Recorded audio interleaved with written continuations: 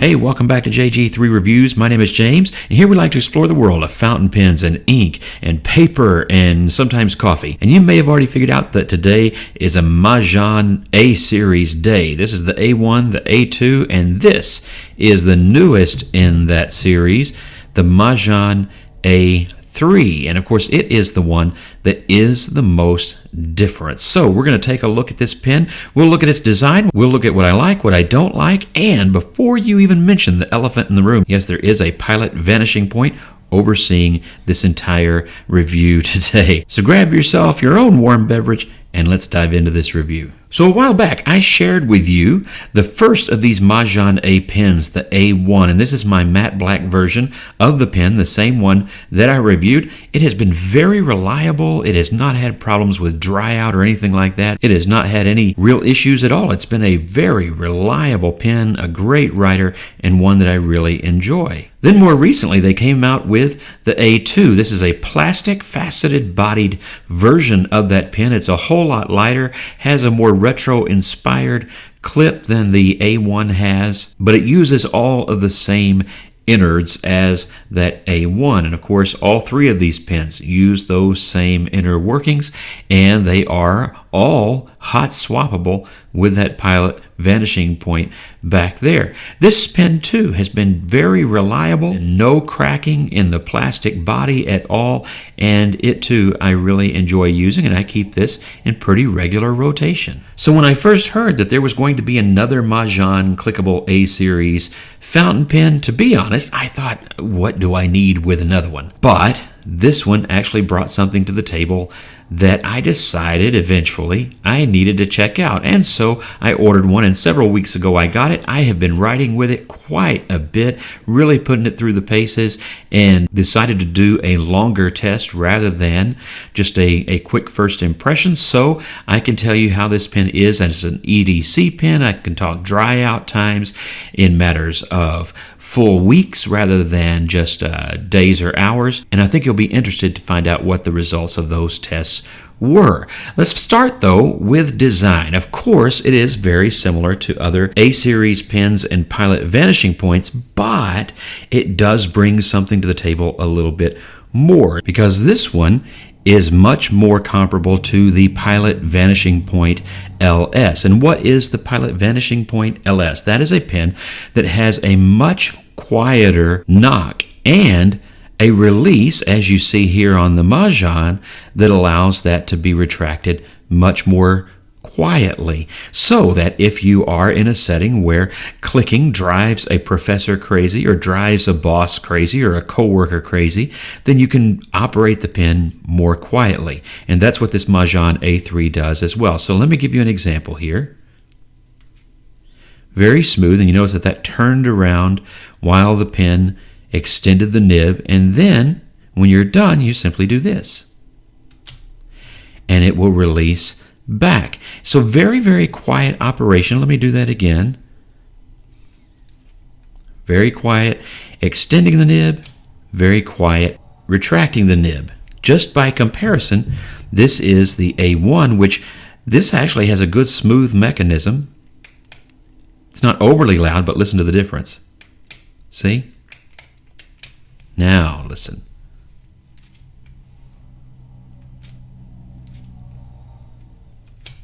So a big improvement if that's important to you in certain settings, or if that noise just kind of drives you personally a little bit nuts. So that's the main difference between the pen, but it's not the only difference. For one thing, you will notice that this pen has emblazoned on the side in script Majohn, and I think that looks just fine. Some will like that, some won't, but I do appreciate that they're not passing it off as something else. They're letting you know right up front, hey, this one's ours. And then it has this clip, and the clip is not like the LS. The clip on the LS is not identical to, but is more similar to that which is on the standard Pilot Vanishing Point. And let me just give you this for comparison too. Again, nice and smooth, but definitely noisier than the twist mechanism. The Majohn A3, however, has this almost Curadas, and let me show you this just to show you what I mean. A Curadas styled clip. It is removable, and it is folded steel, and it is really low or high, depending on how you look at it, on the pin. I would say low because this is the top of the pin when it's in your pocket or in a pin loop or something like that. And this actually is the first con of this pin. We'll just jump into pros and cons. The big con for me is that this clip is a great roll stop, but it is not a usable clip in a shirt pocket, or at least a men's shirt pocket. Fine on a pin loop. It's going to be too close to the middle of the pin for a lot of pin case loops. It's going to put it way up too high. And for some, it will get in the way of the zipper mechanism. There we go. And it will cause a problem. And of course, if you put this in the shirt pocket, let me just tell you, my wife has told me without reserve, it looks ridiculous. So, there is that. So you can't carry it in a pocket with that clip, and it's not going to look okay. People might be nice, but it doesn't look okay. So that's my big con. Good roll stop, bad clip. Now it can be easily removed. It just slides off. There's a little bit of a click, but you can slide that off and remove it from the pin altogether. But it actually is a handy roll stop, just not a good clip. The finish is nice. I like this black lacquered finish and the shiny. You can also get it in matte and in white. You can get it with chrome trim.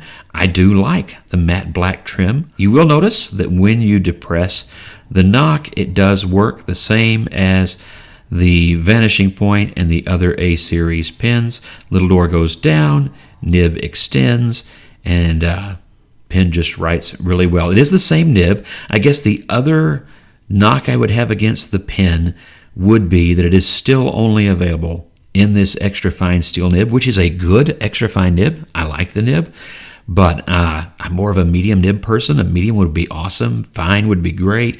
Broad would be interesting, but none of those things are available right now. It is only available in extra fine. So Pilot really winning the battle on nib variety in retractable pins that way. Now, another major difference in this pen is the thickness, and this actually for me is a pro. I really like that it is actually a larger pen around. It may be a little bit difficult to tell with these both being black pens, but definitely it is a larger diameter pen. You can kind of tell more at the actual writing end, I guess, and maybe here, but it's definitely a thicker pen. You'll see that in the specifications here in a second, and it might be even easier to see when compared to the A2. And so, if you like a larger pen, this would be the A-Series pen for you to get, because it is actually, I think, more comfortable to write with just because it is a thicker body. And much like, say, a Parker 51 style pen, because there's not really a grip section, just a tapered body, it's easy to find a spot on this one that you will like. And that's where the advantage of this disadvantaged clip really is, because it is that far back. There's nothing here to drive you crazy. So if you want a clip for a pen loop, it will work, maybe for a journal or something like that, and you have the advantage of an unobstructed grip. And so I do find this to be the most comfortable of the three to write with. And it's partly the larger diameter. I would say that's the main thing for me, but also that missing clip there makes it a little bit more comfortable and less awkward to write with. Length is quite good, ergonomics are good, and I find this just to be a great pen writing. The weight of it is really nice as well. If you like the heavier version of the pen, this is the heaviest, and I just think that sits well in hand. It writes well and feels good and is well balanced. It does have this inset metal trim ring that says Majohn twice as it goes around. It doesn't have the model number, but it is the A3. Again, it has that scripted Majohn on the barrel. Then, of course, you have that knock and the release. And I do like that these ridges give you a nice grip when you go to retract the pen, or you can actually extend it with that as well if you want to. And that actually does help with the grip, especially if you're trying, again, to be quiet. It's very easy to turn that very quietly. And so the mechanism works well, very smooth, no issues whatsoever. It's not gritty or anything like that. In this pen anyway, it works just as it should. Now, to disassemble the pen partially, I'm not going to go all the way with this pen. You simply remove this part of the body. You will notice I have a cartridge in the pen today, so it does come with the metal cartridge protector. It also comes with an eyedropper for filling an extra empty cartridge that they include with the pen, or it comes with a converter, and really, I like their converter better than I do the Pilot converters, and those work really well. I just have a cartridge in it because I decided to use Pilot's Blue Black to see how the pen would perform with the Pilot ink, and it's worked very, very well, as we'll see here in the writing test. And here outside of the pen, we can get a better look at that nib. Again, it is an extra fine steel nib, just a nice thin slit. As you can see, minimal tipping because it is an extra fine. There is that plastic feed. And I have not cleaned this up. So this is after weeks of use, and I have not cleaned it up. So not getting messy as it retracts and extends, and that's a good sign. Now, the reason that I mentioned dry out, a review I had seen of this pen right after I ordered mine was by Doodlebud, and he mentioned in his review that his had a little bit of a dry out problem, and he asked his viewers if their pens had dry out issues or not, or if that might just be his. So this pen, I decided I will help with the feedback on that, and my feedback on that is that this pen with this ink, and I've only tried it with Pilot Blue Black, and sometimes it's a mix of the pen and the ink. With that ink, I have had no issues. I have left it for days, one of those times a full week easily, if not a little bit more, and it has not been an issue at all. I have not had the pen dry out. So at least for this one, I can't speak beyond this sample of one, but at least for this one, I'm not having any dry out issues. And again, that's with Pilot Blue Black, using that with cartridges. And in this pen, that ink has performed just as it should. So that's the design of the pen, not original to Majohn except for the clip, although again, the clip really does remind me of that Platinum Curados clip, except a little bit less functional for me. But again, great roll stop.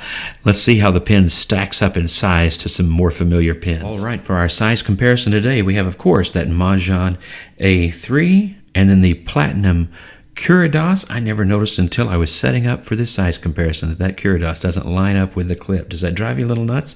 And then the Lamy All-Star and a Pilot Metropolitan, some familiar pens here, of course, with a little bit of clickable competition. And I always find it interesting how these Vanishing Points and A-Series pens are longer than a Lamy All-Star or Safari, and you just wouldn't think that looking at them, but they really are. And here are the pens in their extended and uncapped and unposted lengths.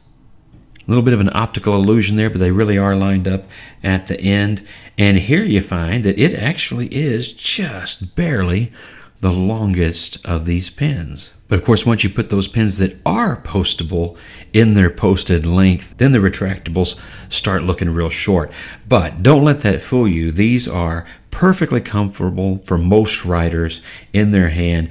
And again, I do like that this is almost as good in diameter as that Curados, and because of the far back clip, even though again not as useful, it's actually a more comfortable pen from a grip point of view. All right, all that's well enough and good, but how does this pen actually write?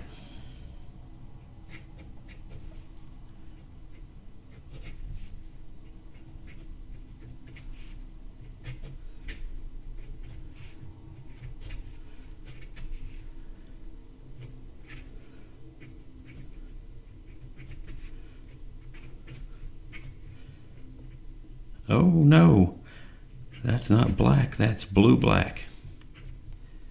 Don't know how I forgot that. But as you can see, the pen writes quite well, whether I do or not. That's a whole other question, but this really is a great writing pen. I think for an extra fine especially, it writes really well. Nice and smooth, good ink flow, not a wet pen at all. Let's see how dry that is. It's not an overly wet ink either, but that's pretty dry, but you wouldn't know it by how the pen writes, and that's kind of one of the things that I enjoy about it. It doesn't bleed through anything because it's really writing pretty dryly, and yet plenty of ink on the page for the lines that I'm making. So that's actually a nice balance. Enables you to write with it on some other papers too that maybe you wouldn't otherwise. Let me just kind of do a little bit wetter, and then you can see it's not that it's starved. It just isn't wasting any ink, is it? That was a lift on my part. I could feel that. Writing today maybe a little herky-jerky. I might be over-caffeinated tonight. But the pen writes really, really well. Let's do our speed test and let you see that. This will be in real time.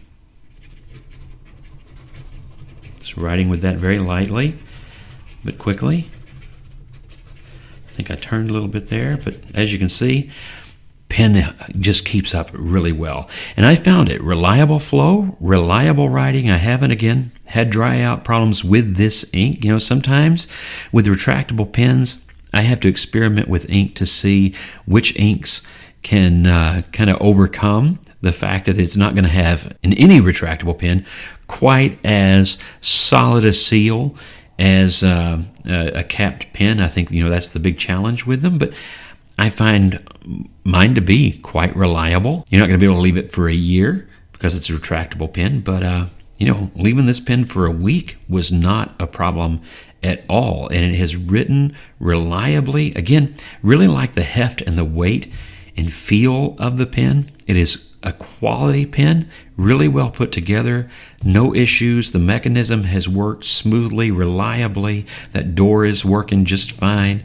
and I can say that about my other A-Series pens as well, but this one feels like, yeah, there's more refinement here, even just since the A2 in the feel, because it's a different pen. It's a heavier pen, a metal pen, but also just in that mechanism. It just seems to work well and smoothly and reliably, and it's made for a very interesting pen to me. And you know, for a pen that I was hesitant to order because why do I even need that? Really glad I did, because it turns out I really kind of like this one even better than the other two once I get past the clip. And I think it's one that you really ought to check out. Really good value too. You can find these for about $30, $40, you know, so it's not a cheap throwaway pen at that price, obviously, but it compares so very well to pens at that price and up that it really is quite a good value, and I think probably the best of the three so far. Let me know what you think about the pen in the comments. And as always, God bless you and have a great week. And thank you so much for your continued support of JG3 Reviews and what I hope is a fun channel for you.